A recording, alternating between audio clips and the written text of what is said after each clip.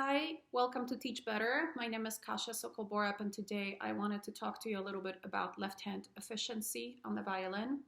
A few weeks back, I had promised to do a little analyses of Hilary Hahn's left hand after having observed her performance very close up. So this is a follow-up on those discussions.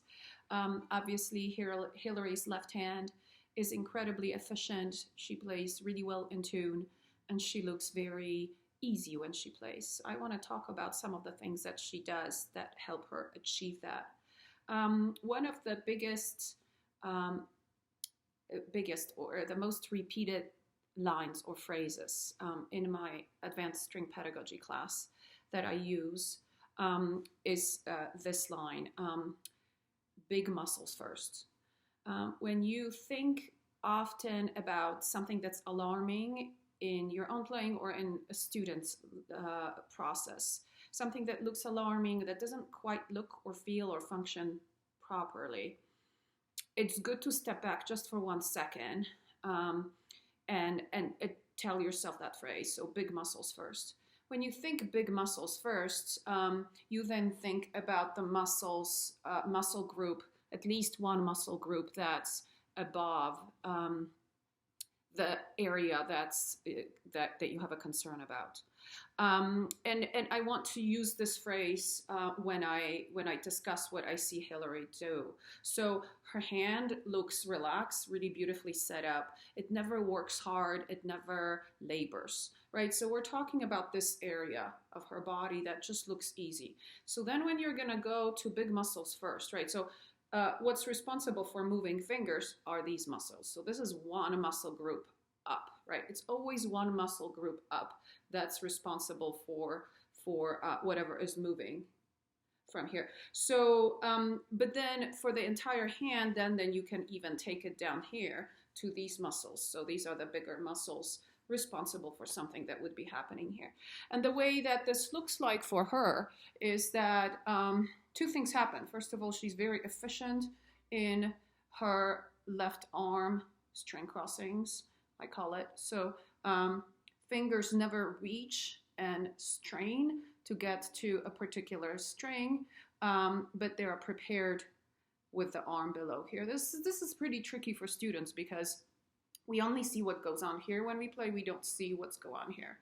So often I use this analogy of an iceberg. We only see the tip, but we kind of ignore what's under the water. But really what's happening, the bulk of what needs to be happening happens here. So anyway, she's really efficient with this. Another way in which she uses her bigger arm is this twist, right? So it's these muscles responsible for this twist. This is not natural. Our hand naturally does this, but our hand also naturally produces only half steps. So there are certain things that we release in our playing that are very natural, and there are certain things that we have to kind of reinvent for our body so that we can play in tune, for example. So anyways, this is a work of these muscles, not a work of fingers that are straining, or thumb, or the hand, right? So this can be loose. So those are the bigger muscles that work for her. That's within one position. I'd like to pause here and talk for a second about her thumb and kind of burst this myth about where thumb should be placed. I have students sometimes that come to me after years of studying with somebody else, and I work with them on setting their hand in the most efficient way, which is reach all the fingers to the spots so that it sounds in tune in the most efficient way, so you're not tight, so you feel the most loose possible, right? So we're working on this, and then eventually I hear from the parent or the student, well, but my thumb is sticking out. I can see my thumb. Now my response is, so what, right? So I think there's this thinking for some people out there that thumb should not be seen this way. So I don't know if that means that it needs to be this way or it needs to be this way. A thumb can be where it falls, first of all. And it's true that if I angle this part of my hand this way, the thumb is going to naturally fall behind, actually. So it may not be seen. right? But then it is also true that it's helpful for thumb to move up a little bit. So this is not naturally where it falls, but I can't say that this is unnatural or it requires tension. It's just at a different position of the thumb.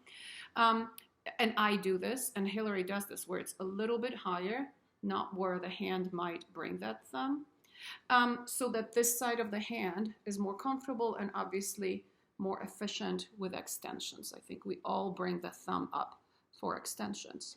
Her thumb is not sticking out this way. You know, we see musicians like Itzhak Perlman play this way. This is a very different way of thinking about left hand setup, and I don't play this way. I actually don't fully understand how to do this very well, so I never teach it this way.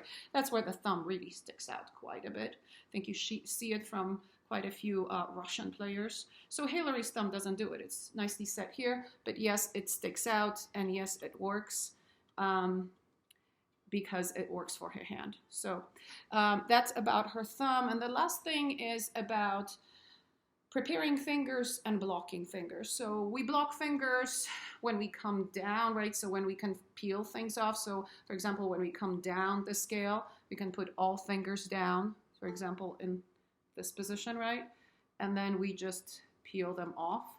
And so when we're on E string, we get to A string and we prepare fingers, right? That's one example.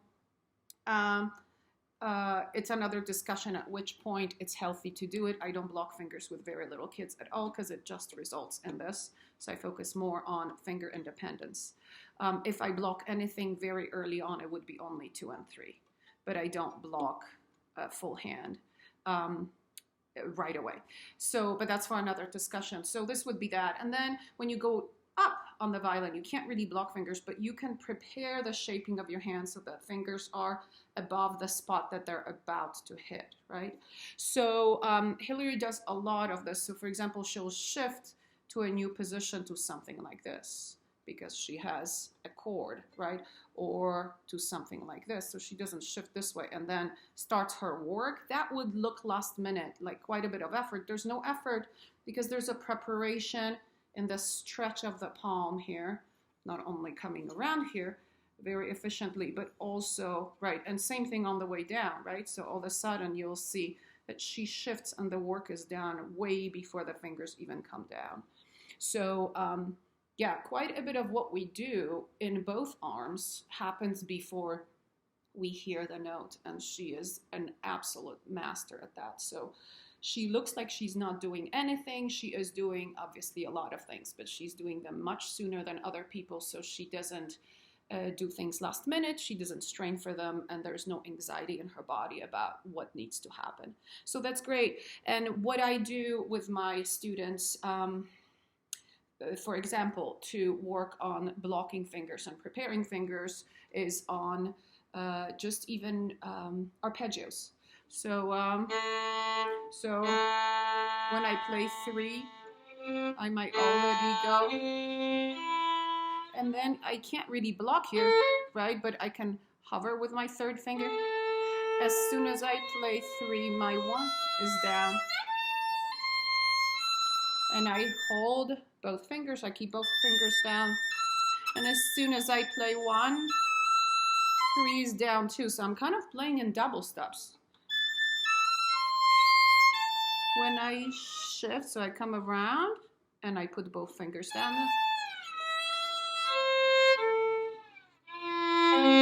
Sorry, it's kind of hard to go to the camera and actually sound good.